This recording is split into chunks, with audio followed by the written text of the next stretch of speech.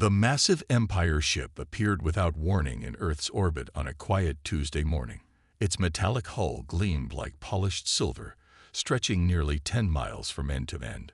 Smaller ships flanked it, arranged in perfect geometric patterns that spoke of rigid military discipline. Admiral James Walker stood in the United Earth Defense Force Command Center, his weathered face illuminated by dozens of holographic displays. Around him, his staff worked with practiced efficiency, monitoring the alien fleet's every move. They had trained for this moment for decades, but the reality of first contact still sent chills down their spines. "Sir, they're broadcasting on all frequencies," reported Tom Wilson, his communications officer. "The signal is being automatically translated." Walker nodded, his gray eyes fixed on the main screen. "Put them through." The image that appeared showed a tall, regal-looking alien. Its blue-tinted skin and elongated head marked it as something entirely new to human experience. When it spoke, its voice carried the weight of absolute authority. "Primitive beings of Earth," the alien announced, "you stand in the presence of the eternal Galactic Empire. We have ruled the stars for 10,000 years. Your world now falls within our designated expansion zone. You will submit to Imperial authority within 48 standard hours, or face the consequences." Walker's expression remained neutral, though his hands tightened behind his back. "I am Admiral Walker of the United Earth Defense Force. We welcome peaceful contact with other civilizations, but we do not submit to threats." The alien's expression shifted to something like amusement. "Your defiance is noted, but meaningless. Our scans show your technology is centuries behind ours. You have barely reached your own moon. Your weapons are primitive. Your ships are slow. Submit, and you may earn the privilege of serving the Empire." With respect, Walker replied carefully, "I suggest you review your history. Has the Empire ever encountered humans before? We have conquered thousands of species. You would be nothing more than a footnote." Walker allowed himself a small smile. "Then I strongly recommend you study Earth's history before making any hasty decisions. We will prepare a data package for your review." The alien commander laughed, a harsh, clicking sound. "You attempt to delay the inevitable. Very well. We will examine your history while you consider your surrender. You have 48 hours." The transmission cut off, leaving the command center in tense silence. Walker turned to his staff. "Send them everything. Every war, every battle, every conflict. Show them who they're dealing with." "Sir," asked Wilson, "should we include the restricted files?" "Everything," Walker confirmed. "Let them see what happens when humanity is pushed into a corner, and get me a direct line to the World Council. They need to know it's time to activate the Thunderstorm Protocol." Throughout the next hours, Earth's military forces quietly mobilized. Hidden bunkers opened around the globe. Orbital platforms that had masqueraded as communication satellites revealed their true nature. Deep beneath the Pacific Ocean, massive manufacturing complexes hummed to life. The Empire ships maintained their perfect formation, apparently unconcerned with the primitive planet below. Their scans showed only basic technology, or at least that's what the humans wanted them to see. In his private office, Walker reviewed the deployment reports. Humanity had prepared for this moment ever since they'd detected the first hints of alien civilizations.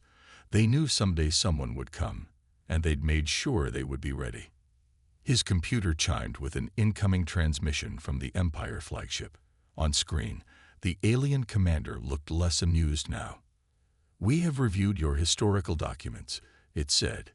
"You expect us to believe your species spent millennia fighting itself, that you developed weapons capable of destroying your own world, that you continued to advance through warfare while maintaining peace." Walker straightened in his chair.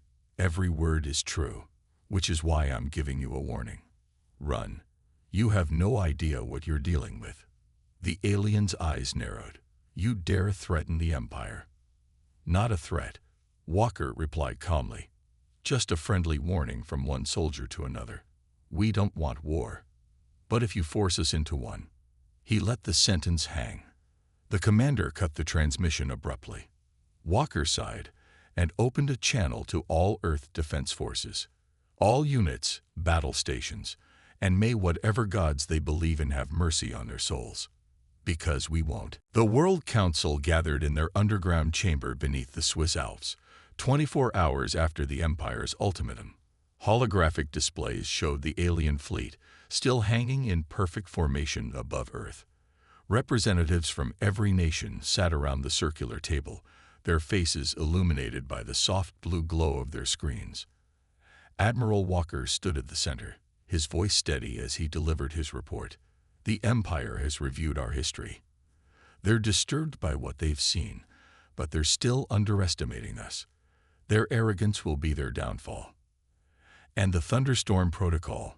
Asked the council leader, an older woman with steel-gray hair. Is it ready? Walker nodded. All systems are in place. Our real defense grid remains undetected. Their scans are only seeing what we want them to see. The Russian representative leaned forward. The bunker cities are prepared. We can move 30% of Earth's population underground within 6 hours if needed. What about the deep space installations? The Chinese representative's question hung in the air. Mars base and the Jupiter stations are dark and ready, Walker replied. The Empire doesn't know they exist. They'll be our backup if Earth falls. The council leader stood, her decision made. Send our response to the Empire. Show them exactly who they're dealing with. High above Earth, the Empire's commander stood on his bridge, watching the planet rotate below. His subordinates worked at their stations, their movements precise and programmed, just as the Empire had trained them for thousands of years. Sir, one officer called out, the humans are transmitting. The commander's lips curled in a smile. Their surrender, no doubt. Display it. The main screen lit up, but instead of a surrender message, it showed something else entirely.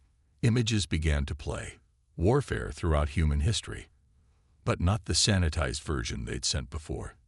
This was different. They watched as primitive humans took down larger prey with simple tools and teamwork. They saw armies clash across ancient battlefields, showing humanity's talent for strategy. Modern warfare flashed before their eyes. Guerrilla tactics, asymmetric warfare, weapons that could level cities. The images kept coming. Nuclear tests, biological weapons, chemical warfare, space-based weapons platforms disguised as satellites. And through it all, humanity's incredible ability to adapt, to survive, to keep fighting against impossible odds.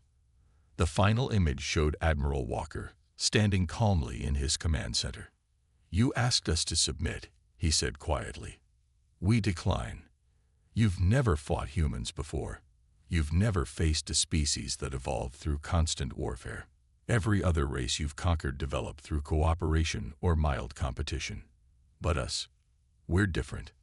The commander's smile had long since faded.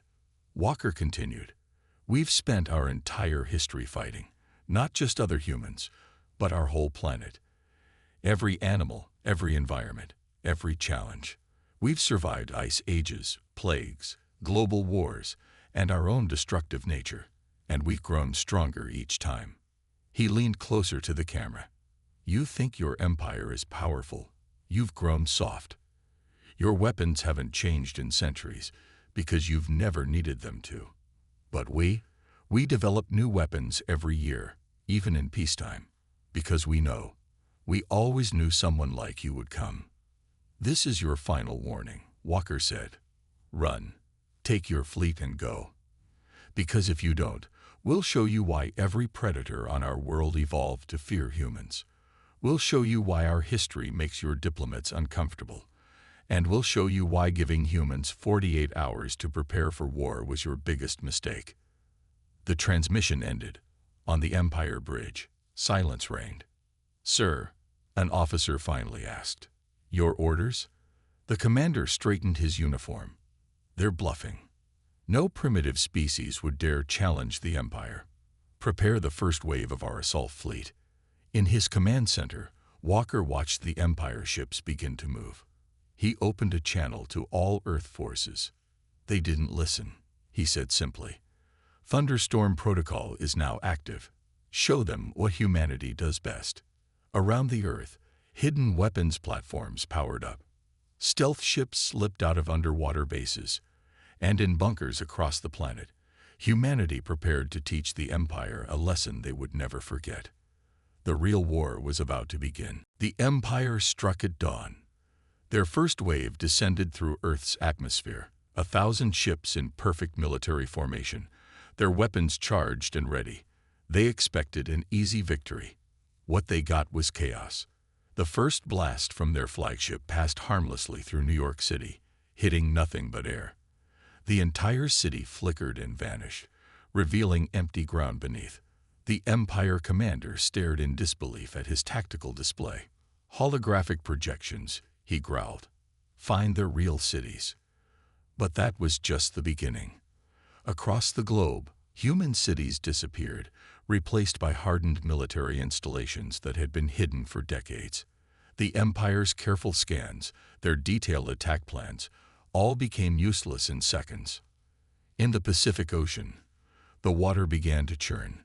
Massive structures rose from the depths. Underwater bases that housed humanity's real fleet. Ships that looked nothing like the primitive vessels the Empire had observed. These were warships built with one purpose: to fight beings from other worlds.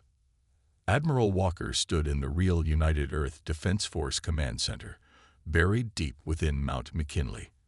Around him, officers coordinated humanity's response with practiced efficiency. "All hidden bases report ready," reported Tom Wilson. "Orbital defense grid is online. Mars base and Jupiter station await your command." Walker nodded. "Send word to all commands. Operation Paper Tiger is complete. Begin Operation Hornet's Nest." Across Earth's orbit, thousands of tiny objects suddenly powered up. The Empire had dismissed them as space debris, forgotten satellites from humanity's early space age. They weren't. Each one was a weapon platform, designed to attack from angles the Empire's shields never thought to protect. "Sir," called out a sensor officer, "the Empire fleet is regrouping. They're adapting their formation." Walker allowed himself a small smile. "Just as we planned. Send in the swarm." From hidden hangars around the globe, tens of thousands of small, unmanned craft took to the sky. They weren't the sleek, advanced ships the Empire used. These were ugly, practical machines built for one purpose: overwhelming enemy defenses through sheer numbers. The Empire commander watched in growing concern as his tactical display filled with new contacts. His ships began firing, destroying the small Earth vessels by the hundreds. But there were thousands more. "Their technology is primitive," he insisted to his bridge crew. "These are suicide drones, nothing more. Maintain formation and..." An alarm blared. 3 Empire ships vanished from the tactical display. "Report," the commander demanded. "Unknown weapon signature," his science officer replied, voice shaking. "The human drones, they're not just ramming our ships. They're carrying some kind of phase-shifted warheads. Our shields aren't. They weren't designed to." More alarms. More ships lost. The perfect formation began to break. Back in the Mountain Command Center, Walker watched the battle unfold. "Send the signal to Mars base. Begin Phase 2. Beyond Earth's orbit, hidden installations on Mars powered up massive rail guns. Simple, reliable weapons that used gravity and kinetic energy instead of advanced technology. They began launching projectiles at near-light speed, precisely targeted to split up the Empire's formation. "Their ships are breaking ranks," Wilson reported. "The swarm attacks are forcing them to scatter." "Just like hornets," Walker said quietly. "You try to swat one, 100 more appear. And while you're distracted..." He keyed his command channel. "All Earth forces, execute Operation Sting." The real Earth fleet emerged from its hidden bases. Not many ships. Humanity knew they couldn't match the Empire's numbers. But these ships were different, built with everything humanity had learned from millennia of warfare. No two were exactly alike. No standard tactics or predictable patterns. The Empire commander watched in horror as his neat, organized battle plan dissolved into chaos. Every time his ships adapted to one human tactic, the humans switched to something completely different. How? He demanded. How are they doing this? Their technology is inferior. Their ships are crude. Their weapons are basic. On his tactical display, another warning flashed. Something was coming out of hyperspace near Jupiter. Something big. In his mountain fortress, Walker gave the order that would change the course of the war. Begin Operation Thunderstorm. Show them what humanity's primitive technology can really do. Operation Thunderstorm began with silence. Every human ship, drone, and weapon suddenly stopped firing. The Empire fleet, scattered and disorganized, hung in space wondering what new trick the humans had planned. Near Jupiter, a massive shape emerged from behind the giant planet's shadow. It wasn't one ship. It was hundreds of asteroids, all connected by huge engines. Humanity had spent decades building this weapon in secret, hidden from even the most advanced scanning technology. The Empire commander stared at his display in disbelief. What are they doing? His answer came in the form of a transmission from Admiral Walker.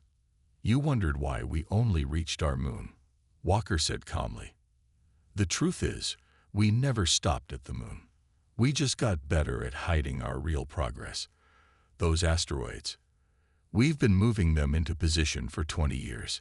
Each one is filled with something special. The Empire's sensors suddenly detected massive energy readings from the asteroid cluster, but it wasn't any weapon type they recognized. It was simpler, more primitive, and far more dangerous. Nuclear devices, the Empire's science officer whispered. Thousands of them, combined with some kind of gravity drive. Walker's voice continued. We learned something interesting about space warfare. You don't need fancy energy weapons. You just need to understand physics. Those asteroids are about to be pushed to near light speed. We call it the Thunder Run. The Empire commander finally understood. His voice shook as he gave the order. Evasive action. All ships break form. The asteroid cluster broke apart. Each massive rock accelerated to impossible speeds, turned into weapons by nothing more complex than gravity and nuclear power. The Empire's advanced shields, designed to stop energy weapons and plasma bolts, meant nothing against simple kinetic force multiplied by near-light speed. The first asteroid hit an Empire dreadnought. The ship didn't explode. It simply ceased to exist, along with everything within 10,000 kilometers. The blast wave rippled through space, catching more Empire ships in its wake. All ships, Walker commanded, execute Operation Lightning Strike. Earth's fleet moved with practiced precision. Each ship targeted a specific weakness they'd discovered in the Empire's defenses. Their weapons weren't advanced. They were deliberately primitive, designed to slip through gaps in the Empire's sophisticated shields. The Empire commander watched in horror as his fleet was torn apart by weapons his ship's computers barely recognized as threats. Railguns fired simple metal projectiles at impossible speeds. Crude but effective nuclear missiles slipped through shield frequencies designed to stop plasma weapons. Electronic warfare systems, built using technology centuries behind the Empire's, somehow bypassed their best cyber defenses. How? He demanded. How are they beating us with such primitive weapons? The answer came as his own flagship shuddered under a direct hit. A human fleet officer's voice crackled over his command channel. Because we never stopped preparing for war. Every weapon we're using was tested in our own conflicts. We know they work because we used them on ourselves first. You've spent thousands of years perfecting one way of fighting. We've spent thousands of years trying everything. In his mountain command center, Walker watched the battle unfold. The Empire fleet, once so perfectly organized, was in chaos. Their ships, all built to the same specifications, all fell to the same weaknesses. Their crews, all trained to fight the same way, had no answer for humanity's constantly changing tactics. Sir, Wilson reported, the Empire's fleet is retreating. Their formation is completely broken. Walker nodded. Launch the hunter-killer drones. Don't let them regroup. Across the battlefield, small, fast human ships darted between the retreating Empire vessels. They weren't trying to destroy the ships, just driving them further apart, preventing them from reforming their precise formations. The Empire commander's voice came over the command channel, no longer proud but desperate. How? How did we not see this coming? Walker's reply was simple. We warned you to run. We told you that you'd never fought humans before. Now you understand why. End transmission. He turned to his staff. Prepare Phase 2 of Thunderstorm. The Empire needs to learn that humanity doesn't just fight wars. We finish them. The Empire's high command gathered in their central chamber on their capital world, watching recordings of their fleet's defeat. The room was silent except for the sounds of battle playing on the massive screens. The High Commander, his blue skin now pale with concern, paused the recording. Show me their battle evolution again. From the beginning. The tactical display rewound, showing how human forces adapted throughout the battle. Each time the Empire countered a human tactic, the humans switched to something completely different. No pattern, no predictability. Just constant change. Impossible, one general muttered. No species fights like this. There should be standard doctrine, established protocols. That's exactly what they used against us. Another replied. We expected protocols. They gave us chaos. A science officer stepped forward, her hand shaking slightly as she held her datapad. High Command, we've completed our analysis of Earth's historical records. We found something disturbing. The High Commander nodded for her to continue. Every other species we've encountered evolved through cooperation. Their wars were rare, limited. But humans. She paused, steadying herself. Humans are the only known species that developed through constant warfare. Not just against others, but against their own planet, their environment, even themselves. She brought up new images on the main screen. Ancient humans hunting massive creatures with simple spears. Medieval battles showing countless different combat styles. Modern wars displaying rapid technological evolution. Their entire history is adaptation through conflict. When they face a new threat, they don't just overcome it. They learn from it, incorporate it, improve upon it. They turned warfare into an art form. In Earth orbit, the remains of the Empire's first fleet drifted in space, a warning to the reinforcements now arriving from across the galaxy. Admiral Walker watched from his command center as the Empire's second fleet took position, far more cautiously than the first. They're learning, Wilson noted. Their formation is different. They're trying to adapt. Walker nodded. But they're still thinking like the Empire, still trying to find the perfect formation, the perfect strategy. They haven't understood yet that perfection is what makes them vulnerable. A transmission cut through their conversation. The High Commander himself, speaking from the Empire's capital. Admiral Walker, he said, his voice carrying none of its former arrogance. We've reviewed your species' history more thoroughly. I have questions. Ask. Your people have had thousands of wars among themselves. You've developed weapons that could destroy your own world many times over. You've faced extinction multiple times. And yet you survive. How? Walker smiled slightly. Because that's what humans do. We adapt. We survive. We learn. Every war taught us something new. Every battle made us stronger. But your technology, it's so basic, so primitive. No, Walker corrected. It's practical. We don't need fancy energy weapons when a simple railgun works better. We don't need perfect shields when we can just dodge. Everything we use, we've tested in real combat. Can you say the same? The High Commander was silent for a long moment. Your warning. When you told us to run, you weren't threatening us, were you? You were trying to save us from this. Yes, we know war. We know its cost. That's why we warned you. That's why we're still holding back our worst weapons. The Empire leader's eyes widened. Holding back. But you've destroyed our best fleet. With conventional weapons, yes. Would you like to know what we can do when we stop being nice? When we use the weapons we developed during our darkest times? The ones even we're afraid to use. In the Empire's command chamber, the tactical display suddenly lit up with new signals. Hidden human ships, appearing from nowhere. Weapon platforms emerging from clocked positions. And something else. Massive readings from Earth's moon, where the Empire's scans had shown only empty craters. Walker's voice carried a hint of sadness.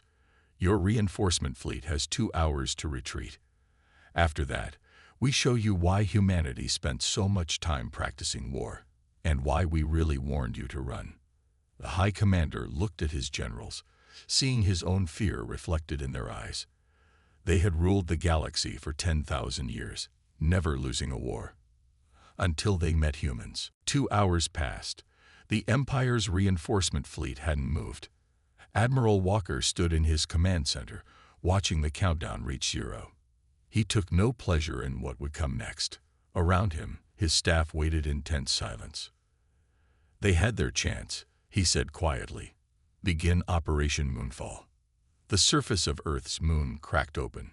What the Empire had thought were impact craters were actually doors, hiding humanity's greatest weapons. Massive cannons emerged from the lunar surface, each one powered by an antimatter core. The Empire's High Commander watched in horror as his sensors detected the power readings. Those weapons, they could destroy planets. Not exactly. Walker's voice came through the command channel. They do something much worse. Fire. The lunar cannons fired in perfect sequence, but instead of destroying the Empire's ships, the beams struck specific points in space around the fleet. Reality itself seemed to twist and bend. What are you doing? The High Commander demanded. Showing you why we survive, Walker replied. Those aren't regular weapons.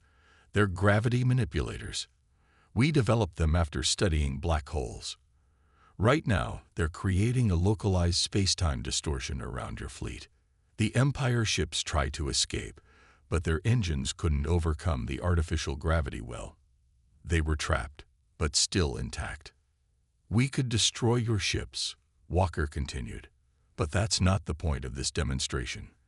The point is to show you what humans are capable of when pushed too far. These weapons, we developed them because we were afraid something worse than us might exist out there. Now they're our warning system. In the Empire's command chamber, the High Commander received an urgent message from his science division. As he read it, his face paled even further. Your weapons, he said. They're not just trapping our ships. They're sending data directly into our computers, into our records. Yes, Walker confirmed. Everything. Every war humanity has fought. Every weapon we've created. Every tactic we've developed. We're not just defeating your fleet. We're teaching you why you should never have started this fight. The data flowed into the Empire's systems. They saw humans fighting against impossible odds again and again. They saw desperate last stands turned into victories through sheer determination. They saw a species that treated surrender as a last resort, not a logical choice. Enough, the High Commander said. We understand now. But Walker wasn't finished. Look at the final files. The ones marked restricted. The Empire's leaders watched in stunned silence as they saw humanity's darkest weapons. Devices that could unmake matter. Bioweapons that could target specific genetic patterns. Nanobots that could disassemble entire planets.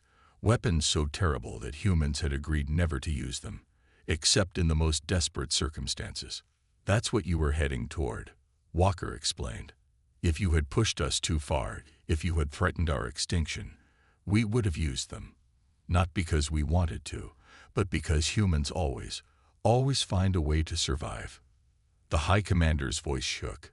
Why? Why show us this? Because you need to understand. Humanity doesn't want to rule the galaxy. We don't want your empire. We just want to be left alone. And now you know why. Around the trapped Empire fleet, the gravity weapons powered down. The ships were free, but they didn't move. They had lost all desire to fight. "Take your fleet and go," Walker said. "Tell your empire what you've learned. Tell them about the species that turned warfare into an art. Tell them about the humans who warned you to run, not out of arrogance, but out of mercy." The Empire ships began to retreat, their perfect formation forgotten in their haste to escape. In his command center, Walker watched them go. "Send word to all Earth forces," he ordered. "Operation Thunderstorm is complete, but stay ready. The galaxy knows about us now, and knowledge brings curiosity." Wilson looked at his admiral. "Do you think they'll be back?" Walker smiled grimly. "Not to fight, to learn. And maybe, just maybe, that's a better outcome than we hoped for." 1 month after the Empire's retreat, Earth's cities emerged from their hidden bunkers. The holographic camouflage switched off, revealing humanity's true level of development. Streets filled with people again, but everyone knew the world had changed forever. Admiral Walker stood before the World Council, delivering his final report on the conflict. "The Empire has sent a formal request for peace talks," he announced. "But this time, they're not making demands. They're asking to learn." The council chamber buzzed with quiet conversation. On the main screen, images showed Empire ships returning, not in battle formation, but in diplomatic configuration. Among them were vessels from other species, all curious about the humans who had humbled the mighty Empire. "They've reviewed all the data we sent them," Walker continued. "Every war, every battle, every innovation born from conflict. And they've realized something their 10,000 years of power never taught them." The council leader leaned forward. "And what's that, Admiral?" "That strength doesn't come from perfection. It comes from adaptation, from learning from failure, from never giving up, no matter the odds." The main screen changed, showing transmissions from across the Empire. Their society was already changing. Military units were learning to adapt instead of following rigid protocols. Scientists were studying human history, amazed by how warfare had driven innovation. "They're calling it the human revolution," Walker said. "Their entire society is reorganizing, not to become more warlike, but to become more human, more adaptable, more resilient." A notification flashed on his screen. The Empire's High Commander was requesting a direct channel. Walker nodded, and the alien leader appeared before the council. "Greetings, World Council of Earth," the High Commander said, his former arrogance replaced by genuine respect. "We have come seeking not conquest, but cooperation." "And why should we trust you?" the council leader asked. "Because you've taught us something valuable. For 10,000 years, we thought strength came from unchanging order, from perfect formations and unquestioned protocols. We were wrong." The High Commander gestured, and the screen filled with images from across the Empire. Worlds where rigid structures were being replaced by adaptive systems.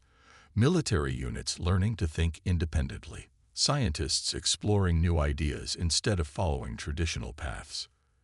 "Your warning to run," he continued. "We understand it now. It wasn't just about your military power. It was about your spirit, your determination, your endless capacity to adapt and overcome. We want to learn that from you." Walker stepped forward. "And what do you offer in return?" "Knowledge, technology, but more importantly, a chance to help guide the galaxy toward a better future. You've shown us that strength comes in many forms. Perhaps it's time for the Empire to evolve." The council chambers fell silent as members considered the offer. Finally, the council leader spoke. "We accept with conditions. Earth remains independent. Our military stays intact, and any knowledge exchange goes both ways." The High Commander bowed. "Agreed. The era of Empire conquest is over. The age of human innovation begins." After the transmission ended, Walker looked out over the council. "This is what humanity does best," he said. "We don't just survive conflicts. We learn from them. We grow. We adapt. And now we can teach others to do the same. One council member raised her hand. And if they try to betray us? Walker smiled. They won't. Because now they understand what we tried to tell them from the beginning. Humanity doesn't want war. We're good at it because we had to be. But what we're best at is finding new ways forward. From orbit, the combined fleet of Empire and alien ships watched Earth's cities glitter in the sunlight. They had come expecting to find primitives. Instead, they found teachers. The humans who had mastered warfare not through love of conflict, but through necessity, were now ready to show the galaxy a different path. The empire that had never lost a war had finally been defeated, not just by human weapons or tactics, but by the one thing they had never expected: humanity's capacity to turn enemies into students and conflict into cooperation. The warning to run had become an invitation to learn, and the galaxy would never be the same.